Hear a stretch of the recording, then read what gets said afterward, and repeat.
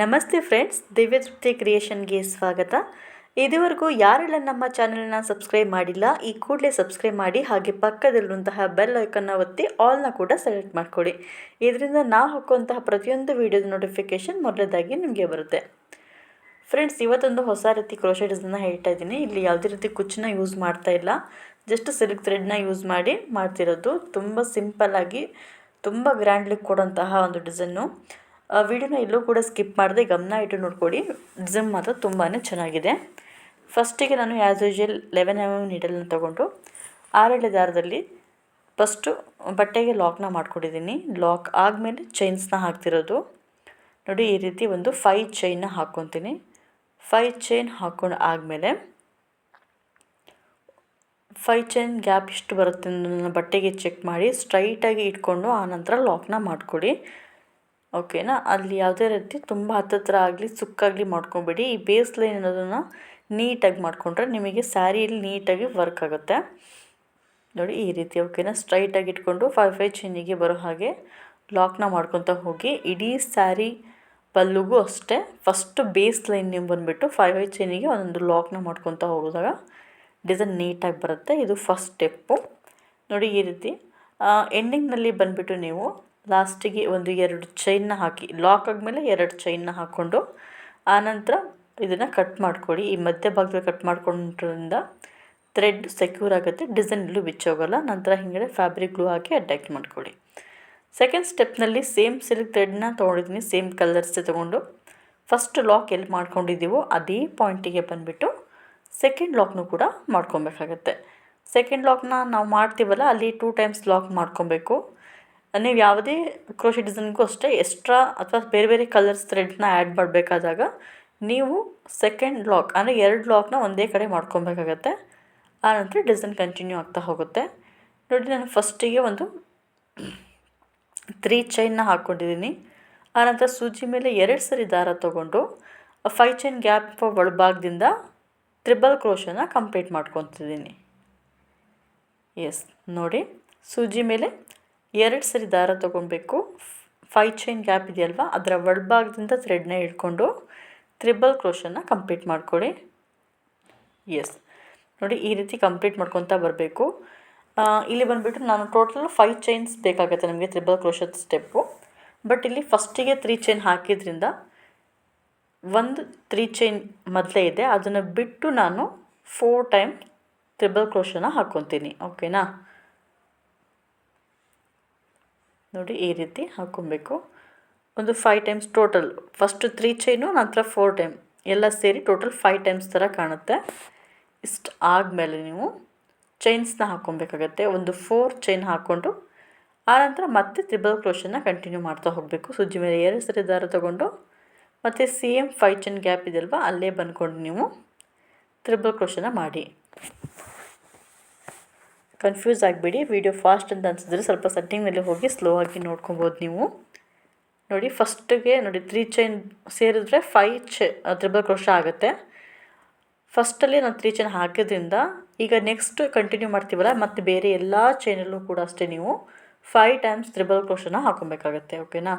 ಸ್ಟಾರ್ಟಿಂಗ್ನಲ್ಲಿ ಮಾತ್ರ ನಾನು 4 triple crochet ಹಾಕಿದ್ದೀನಿ, ಒಂದು 3 ಚೈನ್ ಗ್ಯಾಪ್ ಇರೋದ್ರಿಂದ ಎಲ್ಲ ಸೇರಿ ಒಂದು 5 ತ್ರಿಬಲ್ ಕ್ರೋಶ ಥರ ಕಾಣುತ್ತೆ ಅಲ್ವಾ ಫಸ್ಟ್ ಸ್ಟೆಪ್ನಲ್ಲಿ. ಅದೇ ರೀತಿಯೇ ಬಟ್ ನೆಕ್ಸ್ಟ್ ನೀವೆಲ್ಲ ಕಂಟಿನ್ಯೂ ಮಾಡಬೇಕಾದಾಗಲೂ ಕೂಡ 5 ತ್ರಿಬಲ್ ಕ್ರೋಶನ ಹಾಕಬೇಕಾಗತ್ತೆ. ಓಕೆನಾ. ನೋಡಿ, ಈಗ ನಾನು 5 ತ್ರಿಬಲ್ ಕ್ರೋಶನ ಹಾಕಿ ಕಂಪ್ಲೀಟ್ ಮಾಡ್ಕೊತಿದ್ದೀನಿ.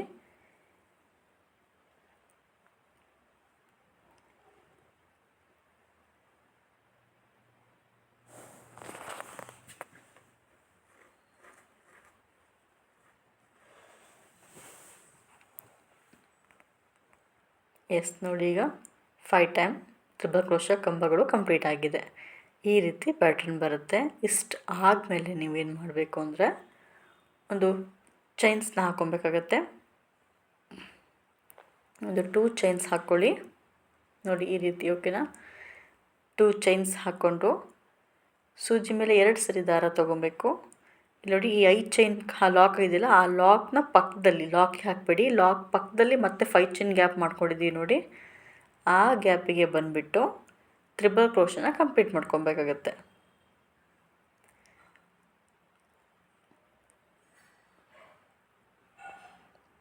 ನೋಡಿ ಈ ರೀತಿ ತ್ರಿಬಲ್ ಕ್ರೋಶನ ಕಂಪ್ಲೀಟ್ ಮಾಡಿಕೊಡಿ. ಮಧ್ಯೆ 5 ಚೈನ್ ಗ್ಯಾಪ್ ಅನ್ನೋದು ಖಾಲಿಯಾಗಿ ಇರಬೇಕು, ಅದನ್ನು ಕಂಟಿನ್ಯೂ ಮಾಡೋಕ್ಕೆ ಹೋಗಬೇಡಿ. ಫಸ್ಟು ನಾವು ಯಾವ ರೀತಿ ತ್ರಿಬಲ್ ಕ್ರೋಶ ಮಾಡ್ತೀವೋ ಅದೇ ರೀತಿಯೇ ಇಲ್ಲಿ, ಬಟ್ ಇಲ್ಲಿ 5 ಟೈಮ್ಸ್ ಬರುತ್ತೆ. ನಿಮ್ಗೆ ಹೇಳಿದ್ದೀನಿ ಸ್ಟಾರ್ಟಿಂಗ್ನಲ್ಲೇ. ಈಗ ಕಂಟಿನ್ಯೂ ಆಗುವಂಥ ಎಲ್ಲ ಡಿಸೈನು ಅಷ್ಟೇ ಫಸ್ಟು ತ್ರಿಬಲ್ ಕ್ರೋಶ 5 ಟೈಮ್ಸ್ ಹಾಕ್ಕೊಳ್ಳಿ.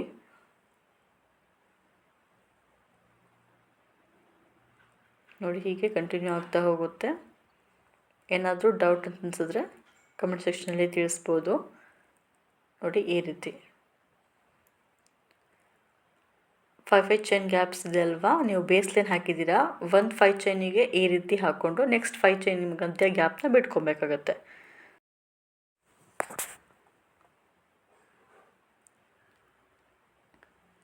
ನೋಡಿ ಈಗ ನಾನು 5 ತ್ರಿಬಲ್ ಕ್ರೋಶನ ಹಾಕ್ಕೊಂಡಿದ್ದೀನಿ.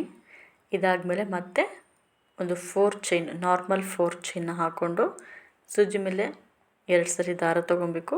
ಮತ್ತು ನೀವು 5 ಚೈನ್ ಗ್ಯಾಪಿಗೆ 5 ಸರಿ ತ್ರಿಬಲ್ ಕ್ರೋಶನ ಕಂಟಿನ್ಯೂ ಮಾಡ್ತಾ ಹೋಗಬೇಕು. ಈ ಫುಲ್ಲು ಡಿಸೈನು ಇದೇ ರೀತಿಯೇ ಬರೋಂಥದ್ದು, ನೀವು ಇದೇ ರೀತಿಯೇ ಕಂಟಿನ್ಯೂ ಮಾಡ್ತಾ ಹೋಗಿ. ನೋಡಿ ಈ ರೀತಿ ಕಂಪ್ಲೀಟ್ ಮಾಡ್ಕೊಂಡಿದ್ದೀನಿ. ಅದಾದಮೇಲೆ ನೆಕ್ಸ್ಟ್ ನಾನು ಕಲರ್ನ ಆ್ಯಡ್ ಮಾಡ್ತಿದ್ದೀನಿ. ಫ್ಲವರ್ ಅಲ್ವಾ, ಸೊ ಅದಕ್ಕೆ ನಾನು ಈ ಕಲರ್ ತೊಗೊಂಡಿದ್ದೀನಿ.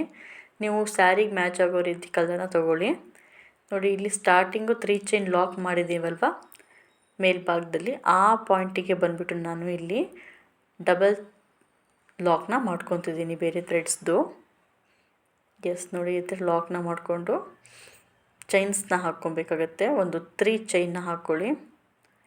ನಾರ್ಮಲ್ ಆಗಿರೋದು ಒಂದು 3 ಚೈನ್ನ ಹಾಕ್ಕೊಬೇಕಾಗತ್ತೆ.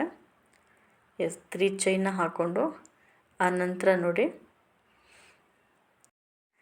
ಈ 4 ಚೈನ್ ಗ್ಯಾಪ್ಗಿಂತ ಹಿಂದೆ ಒಂದು ಕಂಬ ಇದೆ ನೋಡಿ, ತ್ರಿಬಲ್ ಕ್ರೋಶ ಕಂಬ, ಅಲ್ಲಿ ಬಂದು ಈ 3 ಚೈನ್ನ ಲಾಕ್ ಮಾಡ್ಕೊಬೇಕಾಗತ್ತೆ.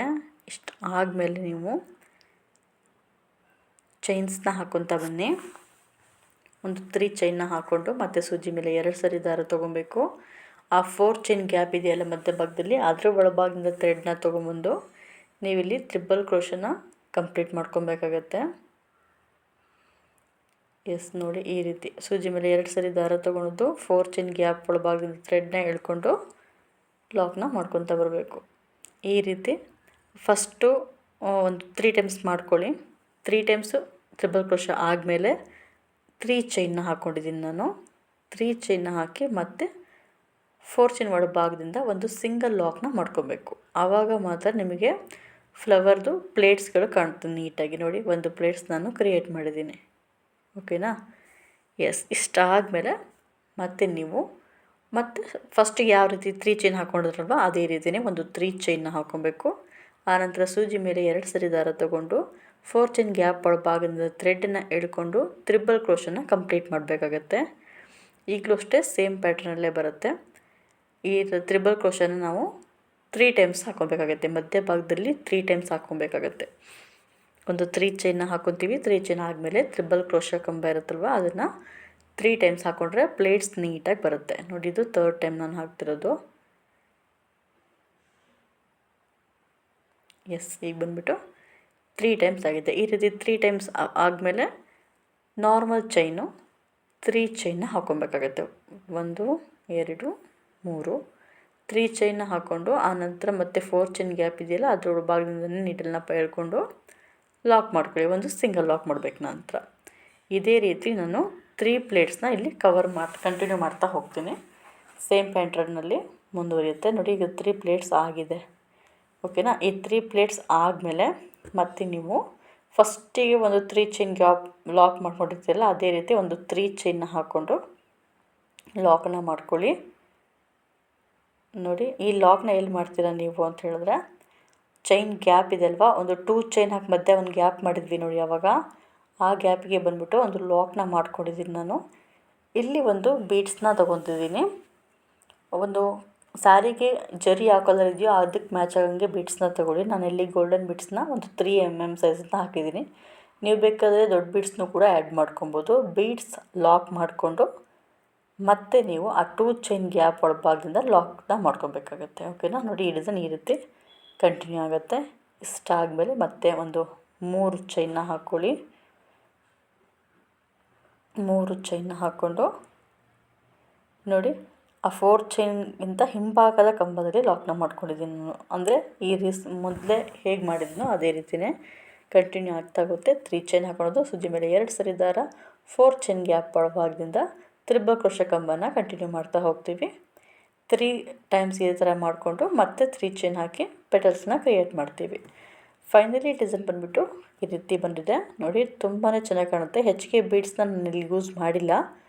ನಿಮಗೆ ಈ ಸ್ಯಾರಿಗೆ ಡಿಸೈನ್ ಹಾಕಿದಾಗ ತುಂಬಾ ಚೆನ್ನಾಗಿ ಕಾಣುತ್ತೆ. ಏನಾದರೂ ಡೌಟ್ ಇದ್ದರೆ ಕಮೆಂಟ್ ಸೆಕ್ಷನಲ್ಲಿ ತಿಳಿಸಿ. ಈಸಿಯಾಗಿದೆ. ಡಬಲ್ ಕಲರ್ನ ತುಂಬ ಚೆನ್ನಾಗಿ ಈ ಡಿಸೈನ್ಗೆ ಮಾಡ್ಕೊಬೋದು ನೀವು. ಈ ವಿಡಿಯೋ ನಿಮಗೆಲ್ಲ ಇಷ್ಟ ಆಗಿದೆ ಅಂದ್ಕೊತೀನಿ. ಲೈಕ್ ಮಾಡಿ, ಸಬ್ಸ್ಕ್ರೈಬ್ ಮಾಡಿ, ಹಾಗೆ ಪಕ್ಕದಲ್ಲಿರುವಂತಹ ಬೆಲ್ ಐಕಾನ್ ಒತ್ತೋದನ್ನು ಕೂಡ ಮರಿಬೇಡಿ. Thanks for watching.